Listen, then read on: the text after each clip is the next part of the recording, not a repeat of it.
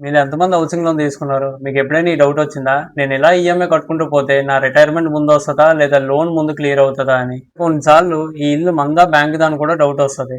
అయితే ఈ రీల్ని సేవ్ చేసుకోండి. నేను చెప్పే 3 సింపుల్ ట్రిక్స్ తో 30 ఇయర్స్ ఉన్న లోన్ టర్మ్ ని 13 ఇయర్స్ వరకు తీసుకురావచ్చు. ఎగ్జాంపుల్స్ ఒక నలుగురు ఫ్రెండ్స్ 30 ఇయర్స్ టర్మ్ కి 50 lakhs హౌసింగ్ లోన్ 8% ఇంట్రెస్ట్ కి తీసుకున్నారు. ఫస్ట్ మన రోహిత్ అన్న అందరూ చేసినట్టే ఈఎంఐ వచ్చినప్పుడు కట్టారంతే.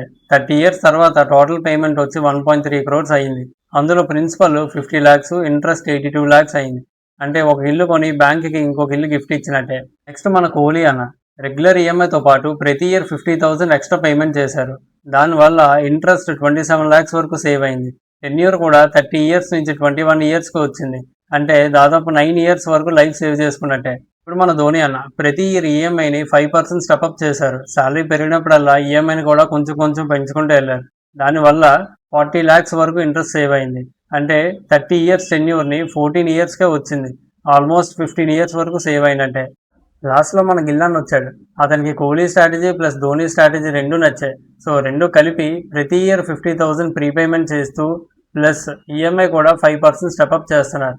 దానివల్ల ఇంట్రెస్ట్ 46 lakhs వరకు తగ్గింది. టెన్యూర్ కూడా 30 ఇయర్స్ నుంచి 13 ఇయర్స్కి వచ్చింది. అంటే ఆల్మోస్ట్ 17 ఇయర్స్ వరకు సేవ్ అయ్యాయి. హౌసింగ్ లోన్లో మ్యాజిక్ ఇంట్రెస్ట్ రేట్లో ఉండదు. మన ఈఎంఐని ఎలా మేనేజ్ చేస్తామో దాని మీద డిపెండ్ అయ్యి ఉంటుంది.